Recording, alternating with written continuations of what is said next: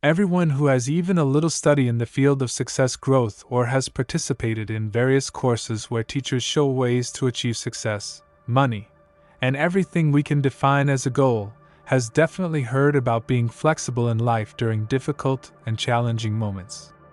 Most success coaches tell us to be flexible when faced with problems, unexpected events, and difficulties that we encounter in pursuing our goals, and to choose appropriate behavior at any time.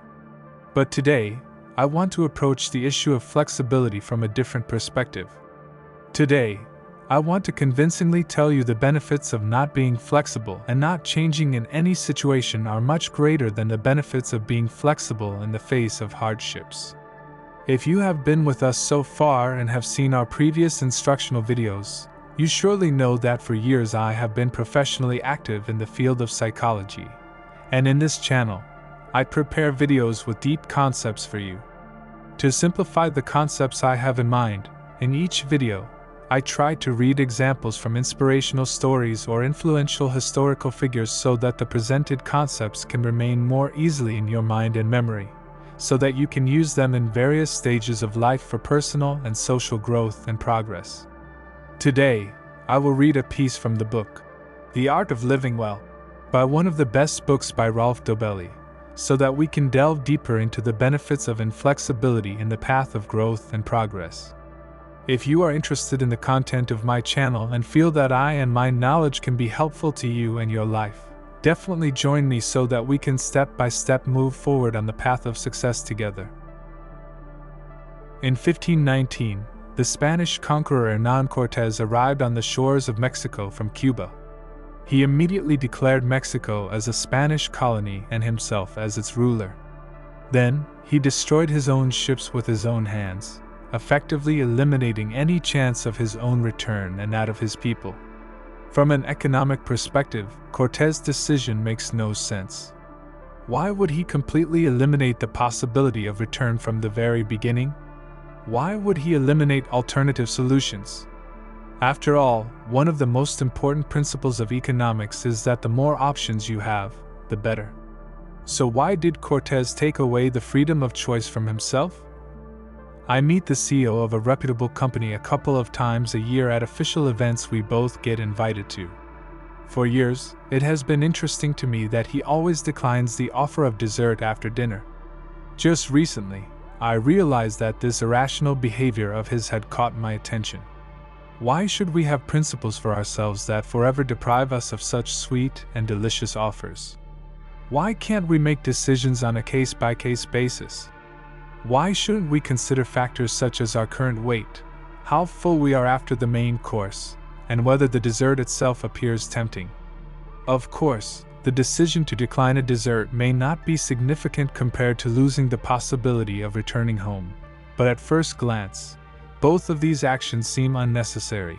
Clayton Christensen, one of the world's leading experts in management, is a professor at Harvard University.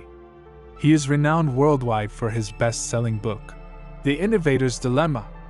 Christensen, who is a Mormon, leads his life based on a concept called covenant. Covenant is an ancient word that represents a promise that one cannot break. If the word covenant seems too old and ancient to you, you can replace it with unconditional commitment. Personally, I prefer the older word because these days the word commitment itself is often used insincerely. For example, when people say they are committed to improving the world's situation, a covenant is an agreement that only an individual, not an organization, can accept. In his youth, Christensen observed that many managers sacrificed their own lives for their work in order to provide financial independence for their families in the second phase of their lives. This was precisely when they realized that their families had fallen apart, or that their age no longer allowed them to do many things. Based on this, Christensen made a covenant with himself and made a promise to God that he would not work on weekends and would spend evenings with his family throughout the week. Sometimes, this commitment meant that he had to go to work at 3 a.m. When I first heard about Christensen's behavior, it seemed irrational, stubborn, and uneconomical to me. Why should it be so inflexible? Why not make decisions step by step? Sometimes you have to work on weekends and compensate by working less on Tuesday or Wednesday. Flexibility is definitely an asset, especially when everything is in flux. Today, I have a different perspective. When it comes to important issues, flexibility is not a bonus, it's a trap. Kurtz, the anti-desert supervisor, and Clinton Christensen share a common struggle to resist their stubborn inflexibility in achieving long-term goals. If they had shown a little flexibility, they might have been able to achieve them. There are two reasons for this. The first reason is that constantly making new decisions based on new situations weakens your willpower.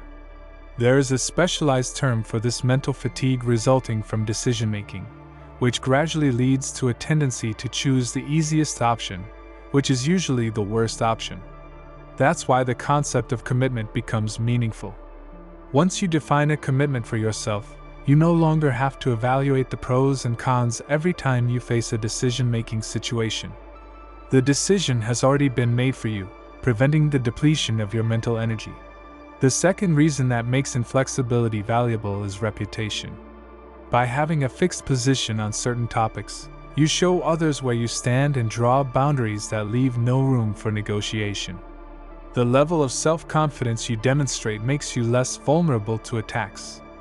Dual deterrent factors during the Cold War were largely based on this principle. The United States and the Soviet Union both knew that a nuclear attack meant an immediate retaliatory action. There was no room for discussion, and there was no precedent for pushing the red button. Decisions regarding the use or non-use of nuclear weapons had already been made, and pressing the button first was not an option. What applies to countries also applies to you. If you have a life based on commitments that have reached stability, people will gradually leave you alone no matter what happens. For example, legendary investor Warren Buffett always rejects negotiations based on his principles. If you want to sell your company to him, you only get one chance. Specifically, you can only offer it to him at the price you have proposed, or he will not buy it under any circumstances. If your price is high, you have no opportunity to lower it. It's either a yes or a no. Everyone knows that. Buffett's reputation has such strength and inflexibility that it guarantees him the best possible price from the start without wasting even a minute on bargaining. Commitments, promises, or unconditional principles may seem simple, but they are not. Suppose you are driving a truck full of dynamite on a narrow, straight single-lane road. Another truck is coming towards you, also filled with dynamite. Which one yields first? If you can convince the oncoming driver that your commitment is stronger than his, you will win. In other words, the driver in front yields before you, assuming he acts rationally. For example, if you show the driver in front that you have locked the truck's steering in a straight path and thrown the key out of the window, you are sending him a message that you are committed. If you want your message to have an impact on others, your commitment must be powerful, believable, and resolute. Therefore, bid farewell to the school of flexibility. Flexibility drains and exhausts you, causing you to deviate from the path to your goals. Bind yourself to your commitments. Without a doubt, sticking to a commitment 100% of the time is easier than sticking to it 99% of the time.